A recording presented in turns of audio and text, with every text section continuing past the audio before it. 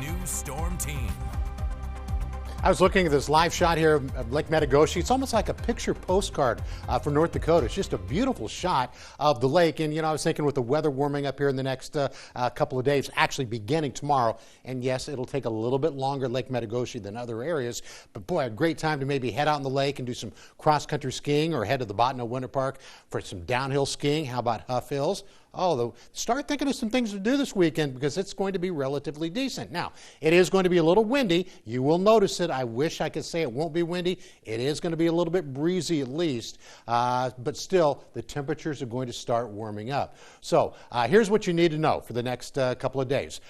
We've got above zero temperatures by mid-morning. We still have the wind chill advisory till noon, but the actual temperatures will be above mid-morning, above zero by most of us around 10, 11 o'clock maybe, and we will have a gusty southerly wind tomorrow, and that's going to help warm us up a little bit, kind of get some of this cold air out of here. It is going to be even warmer on Saturday, and here's what I like, above normal temperatures for a while.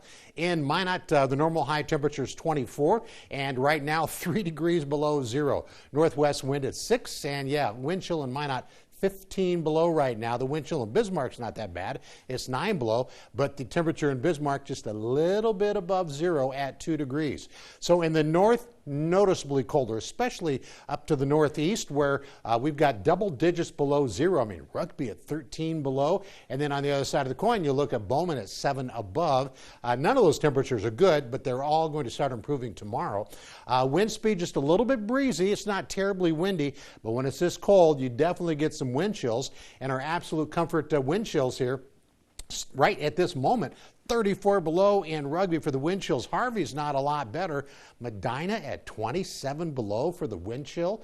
Even to the west, Williston at 18 degrees below zero. Still have that big storm down in the south where all that cold air is. Was a lot of freezing rain continuing around Dallas. Looks like it's starting to warm up a tiny little bit there. It has been an absolute mess down in Texas with the freezing rain, trees getting snapped. I mean, we get freezing rain storms up here as well. But boy, this was a big one down there. Really impacted a few million people. But right now, most of that is rain off to the east. So we've got just a few clouds starting to move in. You might see just a couple of snowflakes showing up on the radar. Nothing big going on. But the Arctic air is going to be heading north, and that's what I wanted to see.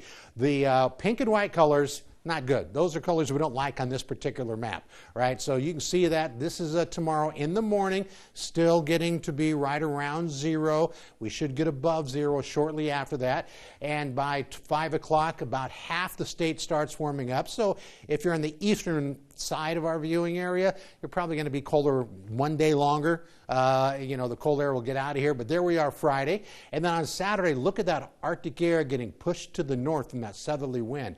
And then for Sunday, it stays up there. Some of the coldest air for the northeast is going to be, moving out of this area, but not for us. We're going to get back into the 20s and 30s. And then by Monday, that cold air continues to stay north. Tuesday, doesn't that look great? It stays pretty far north. I am liking what I'm seeing with that cold air well up into Canada. So as we check out the wind chill advisory, still in effect, and it'll remain in effect until noon tomorrow.